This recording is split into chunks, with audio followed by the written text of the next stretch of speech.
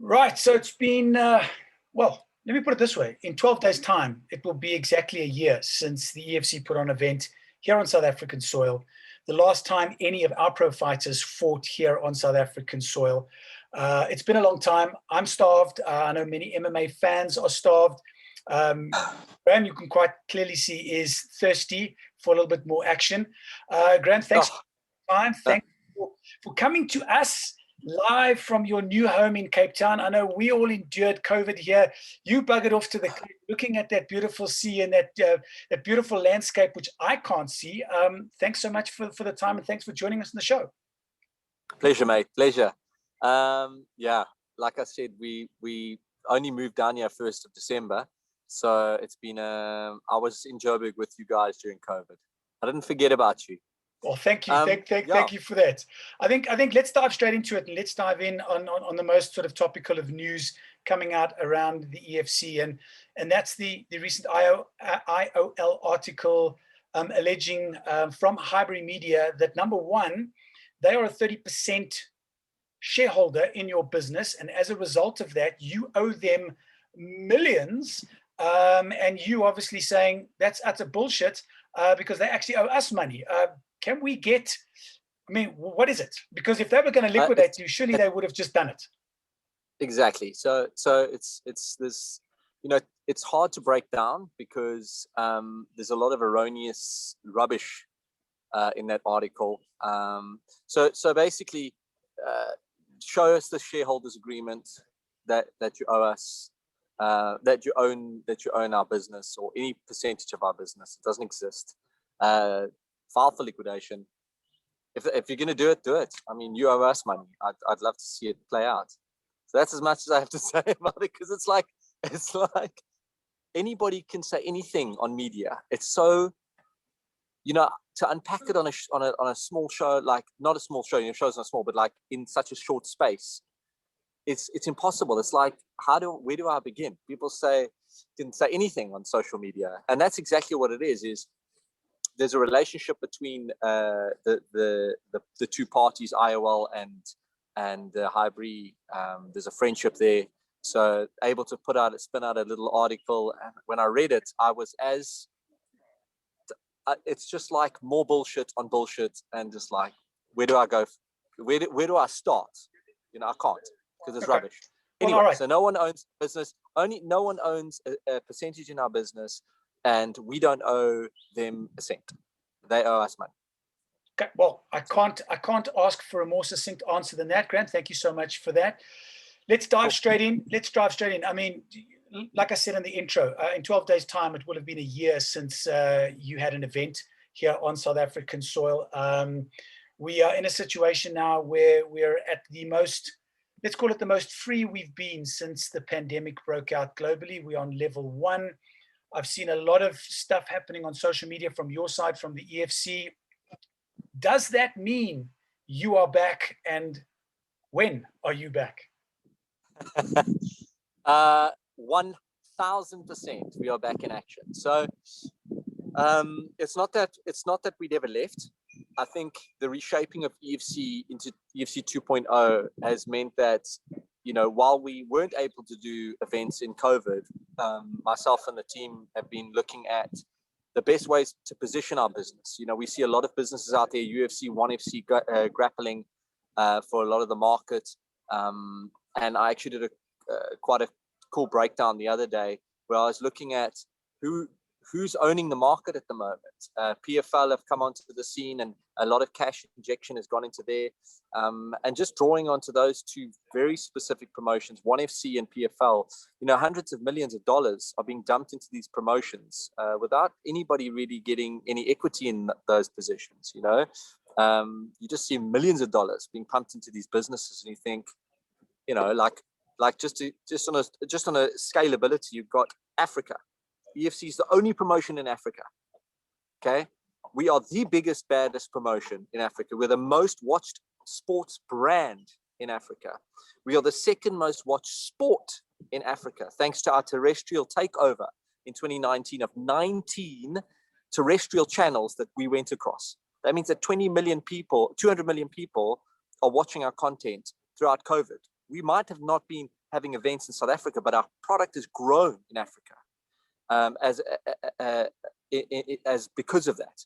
So we've got 1.4 billion people on the continent. America only has under 500 million, and their business is valued at $7 billion, and they're competing with PFL and Bellator. EFC is not competing with anybody. We are our own little like island, this continent of Africa. We're sitting here with super talent, super opportunity. EFC's started in 2009. We're not even 12 years old. We have expansion beyond, so like the value and the opportunity for EFC to be a billion rand business by the next 5 years is on the cards. And people might say, but you haven't done an event. It's been COVID. I mean, everybody's been scrambling at the moment. You've got soccer in duress, you got rugby in duress. The one good thing is we've had UFC pumping, and people have been watching MMA content, and they've been watching UFC content, and along that, they've been watching EFC content. So we've had more opportunities in this time than we ever have, which is incredible. It's been really, really incredible. So you talk about those opportunities, and you talk about the incredible nature and obviously the reshaping of the business. I mean, it's no secret that it was a struggle for EFC just before the pandemic hit. You've taken the time to refocus the business. We're expecting something big. I mean, the message you sent me the other day saying big things coming, global players about to massive deal. We have a massive deal right now that we are preparing to launch and market, that is going to change. I think is going to make people look at MMA sports promotions very differently. It's very unique. It's unique to the world. It's unique globally, and I think it's going to shake the tree of MMA promotions globally. They're going to look at us and go, "Those boys in Africa are clever." That's the way to do it. That's how you deal with athletes. That's how you build an MMA business, because we've had time. We've had time to reshape something very beautiful, and it won't be the same EFC, not at all. You're basically going to get, I mean, I know that UFC are doing it on an island. We've got our own bio bubble. We've got our own performance institute. We're going to do it from there. People are going to be able to compete and to be safe. And I know we're level 1, but we want to circumvent any issues going forward. If we go back to level 3 or anything like that, we want to be able to still host events. So, on the matchmaking side, on the business side, I'm excited. And it's just opportunity. The doors are opening. And I want to be able to look back at the end of this year and have another podcast with you and go, we're competing with those guys. Those guys missed the opportunity to be a part of the EFC boat when we gave them the opportunity. There's been buyout conversations with UFC and offers, in 2015. And, if you missed the boat, then you're going to come in at a premium, because this African continent is ours. So we've got a plan for that. We want to be huge. We already are across the market. And if somebody was going to compete with us and come into the African market and blow us away, they've had a year to do so. Nobody's come in here and said, we're going to, buddy, you've had the opportunity. Come in. Our athletes need us. We need them. The market needs us. We need them. Like, let's get this thing organic and growing and challenge the rest of the world. That's kind of, it's like an appeal to a lot of people to just change their psychology around EFC and the promotion, Yes, we're the big bad guys out there trying to grow an MMA sport. But also, if you look at it, we're one of the best exports. The fact that people watch our sport from around the world and go, shit, this is awesome. We should all be proud of that. And we should all be getting behind that. So we want to start our events planning from May, June, July. First 3 fight cards. I want to lock down 3 fight cards. I'm pitching athletes every day now with the new proposal of how we're going to do this business. And I haven't had one guy go, "No, that's a shit idea." I've had them all go, "I'm in. Where do I sign?" Even guys that are not signed to us that have gone to the UFC are like, "I want to participate in that opportunity," because they want to grow EFC, because their fellow fighters, the guys that they're training with, are involved in EFC, and they want to see the brand expand beyond just the African continent. Graeme, you mentioned a heck of a lot of things, so I want to just take you back just a couple of steps. So obviously, I can see how excited you are in terms of the new business and what EFC 2.0 is going to look like. The obvious question for me is, I mean, you've spoken about two big players in the market space, namely UFC and One Championship. A lot recently been written about One Championship and their financial woes and their ongoing losses that they're enduring and they're incurring. The UFC with what is expected to be a massive class action suit to kick off fairly soon. Financially speaking, you sound very positive. Does this mean it's a whole new space for the EFC financially and for the athletes, like you say, there's a lot for them to take home to their families? So yeah, well, you've mentioned a lot of things there. Let's unpack the first thing with the UFC, One FC and their financial woes.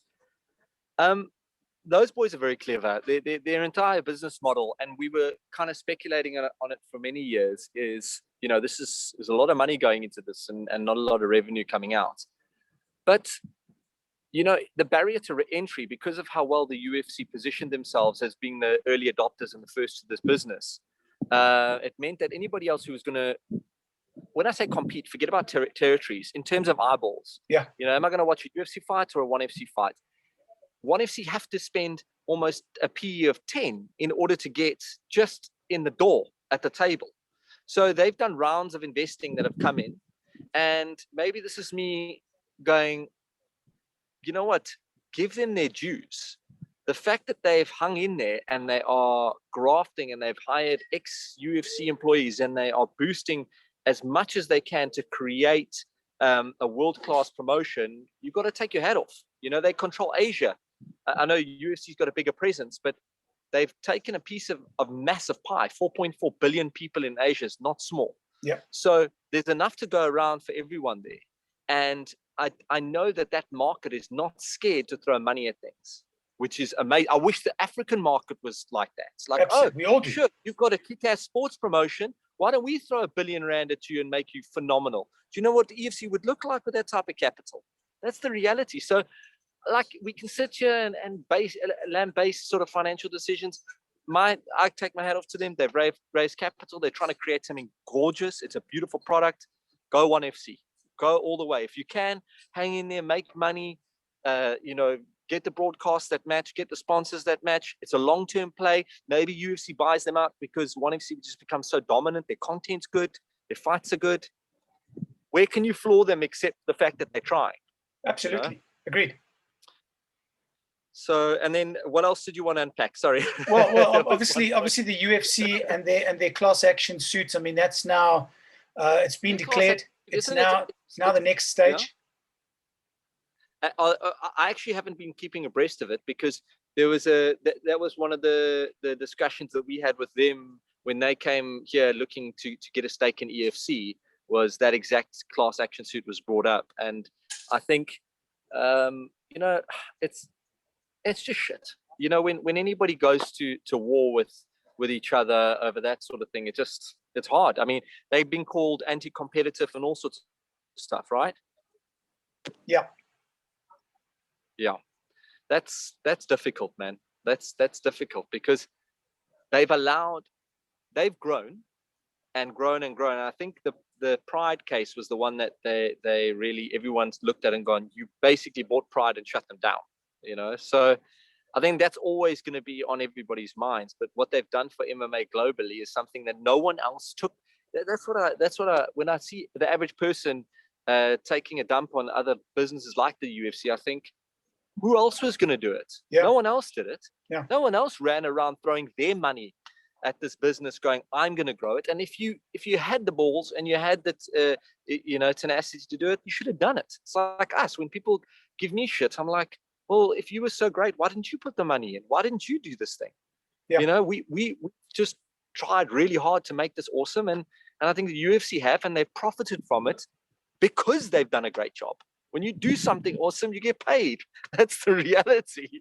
unless you're in African sport. For some weird reason, you can kick ass and take names, and it seems like the money just takes much longer to get in. Let's talk that money thing, because that was the third comment that I made. Obviously, I know I've had long conversations with Cairo, both on radio, podcasts, live, etc., at events. We've spoken a lot about many of the accusations hurled at EFC about underpaying and all those kind of stuff. EFC 2.0. I mean, that's going to see athletes take a lot home to their families. So on the not being fairly paid or anything like that, man, I have a simple response for that. Is I think our athletes are highly paid. I think that some of them are overpaid, and I think that regardless of what I think, what anybody thinks, and even what they think, everybody wants to earn more money. And Great. That's just always going to be and I can give you financial examples of paying someone 100,000 Rand versus paying them 20,000 Rand versus paying them 30,000 Rand versus paying them 200,000 Rand. The reality is we've done it all. We've paid those amounts to people, and the same person and the same people. And at every juncture, they wanted more and they wanted more and they wanted more. And even when the value wasn't there and the tickets weren't coming in, they wanted more. So how do you gauge it? The UFC's model is something we've adopted because we believe that that's how it should be run.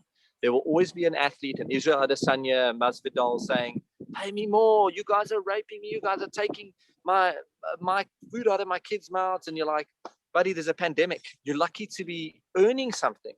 Businesses are shutting down all over the place, and you're crying about not getting an extra, $1 million. Are you crazy? I understand. Like, you put yourself out there, but the model doesn't work like boxing works, because there's not as much traction around MMA as there is in NFL or anything like that. So if you're in the business or you're in a business, you'll always look at everyone else and go, where are we? So I think in pay scale, EFC, being in Africa, paying what we paid a lot of money out to athletes and looked after them. We've had our own issues that we've tried to explain to guys, but nobody wants to hear the business side. The reality is, Quested took us for a ride, not intentionally, but they liquidated and left an 8 million Rand hole in our business. COVID hit, left a couple of million Rand hole in our business. There's been a knock-on over the last 3 years of those things happening to our business. And I think I'm thankful we've had this kind of cathartic experience of, okay, geez, what if there is no EFC? Wow, I don't want there to not be an EFC. So let's make it work. And we come up with a plan and deals to make it work and to put money in the coffers so athletes can get paid. And there's another sort of announcement that will happen that'll make athletes very much a part of our business and make them very, very excited about being a part of EFC. So there's some good stuff on the cards. Very, very good stuff on the cards. Final question for you, Graeme. Obviously, EFC 2.0, I'm excited. Excited to see you guys back. Excited to see what 2.0 means, not only to me, to athletes, and most importantly to the fans.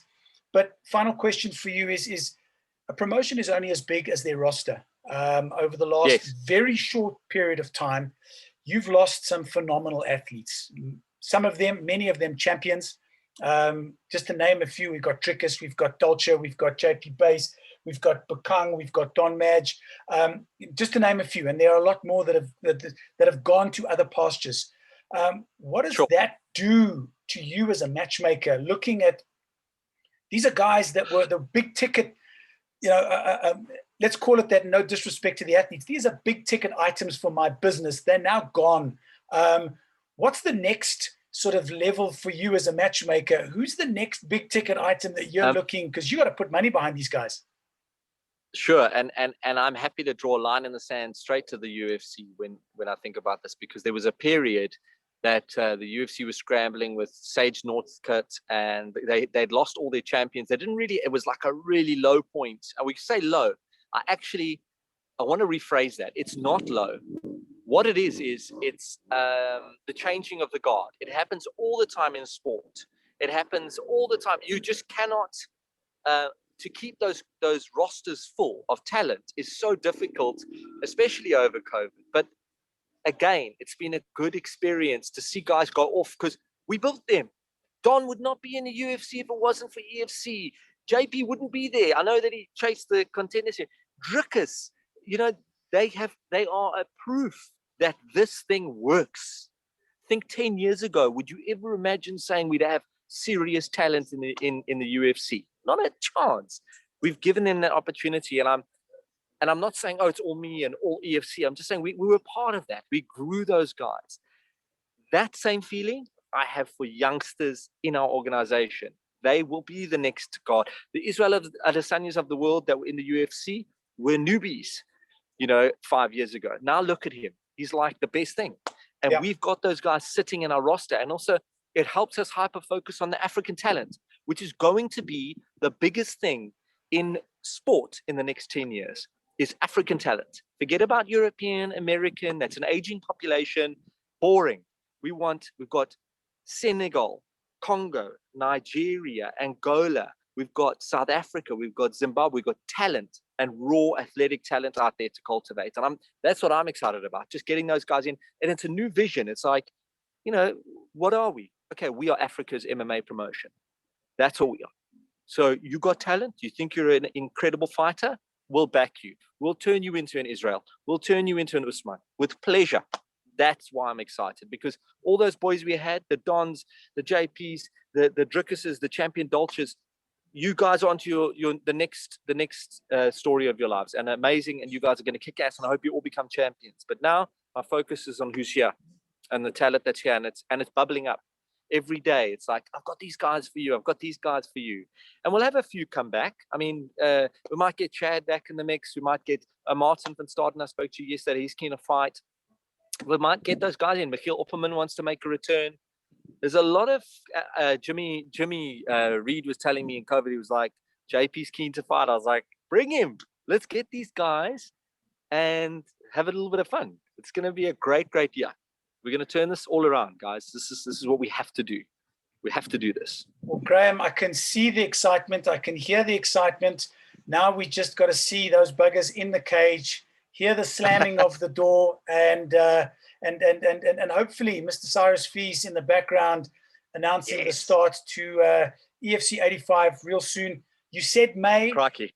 I'm waiting for the date. I'm waiting for the announcement. Just before I locked down that date, what we did was we had a discussion on that date. We'd already booked 8th of May when we arrived in the year. So we said, okay, well, we've got to give those dates out to our broadcasters so they know. So 8th of May was booked. And that's why in my head, I'm putting that out as a thing. But my partners and I have been discussing either 8th of May or June will be the start of the first EFC. But it will be one of those two dates, no further, no sooner. Because what we need to roll out from our business needs to take place.